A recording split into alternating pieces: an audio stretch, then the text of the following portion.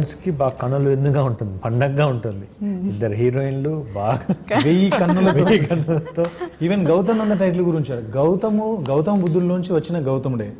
So అంటే నిన్ను నువ్వు వెతుక్కో అని అంటారు కదా, సో గౌతమ్ బుద్ధుడు అదే చెప్పాడు, అదే ఆయన కాన్సెప్ట్ అదే కాబట్టి. సో ఆయన ద్వారా తీసుకున్నది అన్ని అలా తీసుకునేవండి, ఏది కూడా వాంటెల్లి పెట్టింది కాదు. నేను ఎప్పుడు కూడా క్యారెక్టర్ నేమ్ అదే పెట్టేశాను. బట్ నిన్ను నువ్వు వెతుక్కో అనే కాన్సెప్ట్ తో ఇంతకు ముందు కూడా మనం చాలా సినిమాలు చూస్తుంటాం. అన్ని కథలు ఇంతకుముందు చాలా వచ్చినాయి, మళ్ళీ మనం ఎలా చెప్తున్నాం అనేదే కొత్తగా.